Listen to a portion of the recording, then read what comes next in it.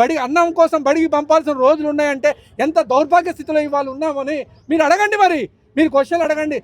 అంటే ముఖ్యంగా ఏంటంటే ఒక రకంగా చెప్పాలంటే ఆయన ప్రవచనాలలో ఎప్పుడూ కూడా విమర్శలు ఎప్పుడూ లేవు. అంటే ఇప్పుడు ఏంటంటే ఆయన చెప్పింది ఒక విమర్శలాగా ఉంది. కేవలం దానివల్లే ట్రోల్ చేస్తున్నారు. అంటే ఆయన చెప్పింది సున్నితంగా విమర్శించారు.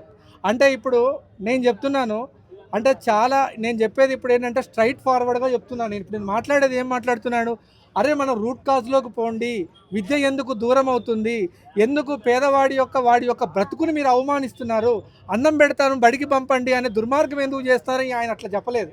ఆయన కేవలం ఏంటంటే మీరు యూనిఫామ్స్ ఇవ్వద్దు, అన్నము పెట్టొద్దు, నాణ్యమైన విద్య అందించండి, గుడ్లు లెక్కేసుకోవడం అంటే మిడ్ డే మీల్స్ని హైలైట్ చేస్తే గుడ్లు లెక్కేసుకోకపోతే వాళ్ళు విద్యను ఎట్లా లెక్కేస్తారు?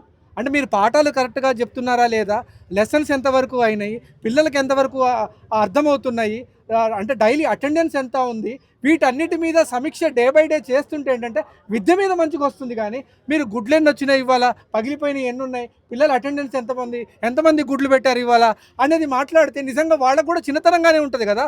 అంటే ఒక ఉపాధ్యాయులు అనేవాళ్ళు పాఠాలు చెప్పాలి కానీ గుడ్లు లెక్కేసుకోవడం ఏంటి? అంటే వీళ్ళు ఏమన్నా భిక్ష వేస్తున్నారా ప్రజలకి ఏమన్నా భిక్ష వేస్తున్నారంటే పేదలకి మేము అన్నం పెడుతున్నారా బాబు, మీరు బడికి రండి అంటున్నారా?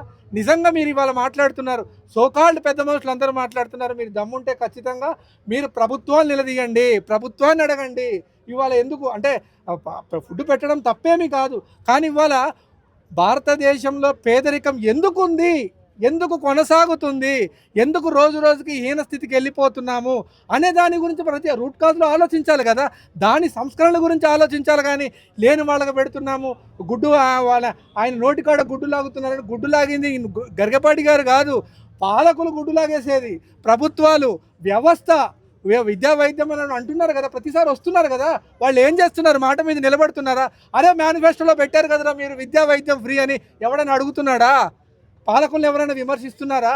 గట్టిగా వెళ్ళి ఎవరైనా అడుగుతున్నారా? ఎవరు అడగరు. ఎందుకంటే మానవ వ్యవస్థ కంటే సమాజ వ్యవస్థ కంటే ఇక్కడ రాజ్య వ్యవస్థ చాలా బలమైనది. అడిగిన వాడి మీద కేసులు పెడతారు, అక్రమంగా లోపలేస్తారు, వాళ్ళని ఎదిరిస్తే ఎవరు ఊరుకోరు. అంటే ఒక ధిక్కార శక్తుల్ని ఇక్కడ బ్రతకనివ్వరు.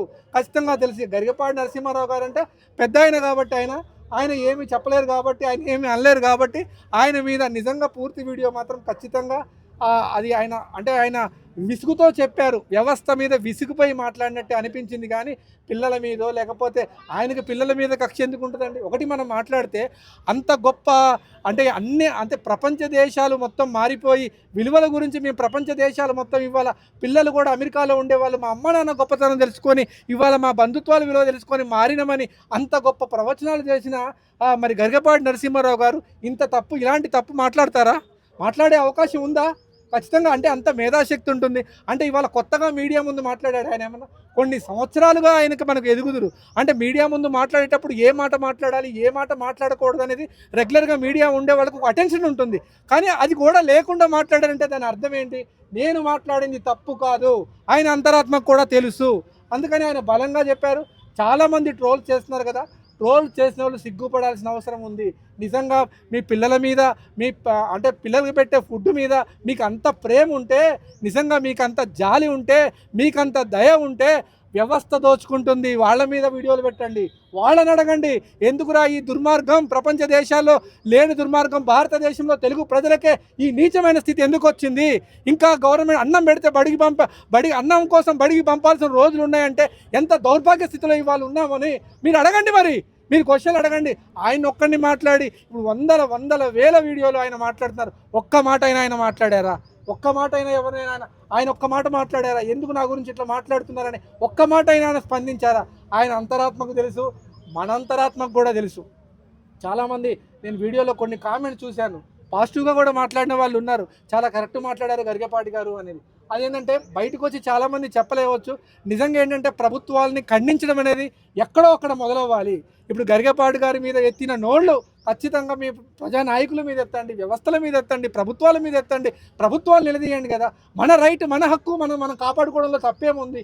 విద్యా వైద్యం అనేది మన యొక్క ప్రామాణికమైన హక్కు కదా. ప్రతి ఒక్కళ్ళు దాన్ని బేస్ చేసుకునే రాజకీయాలు చేస్తున్నారు కదా, ఎందుకు అడగలేకపోతున్నాం? మనమేం ఫెసిలిటీస్ అడగట్లేదు, కోట్ల రూపాయల విలువలు అడగట్లేదు, భూములు అడగట్లేదు, ఆస్తులు అడగట్లేదు.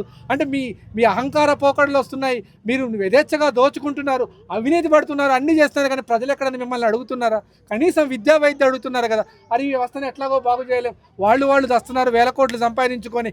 కనీసం మా బిడ్డకి ఇంత పాఠాలు చెప్పండి, హాస్పిటల్లో ఉన్నప్పుడు ఇచ్చిన వైద్యం ఇవ్వండి అని చాలామంది ప్రజలు ఇవాళ ఇబ్బంది పడుతున్నారు కదా.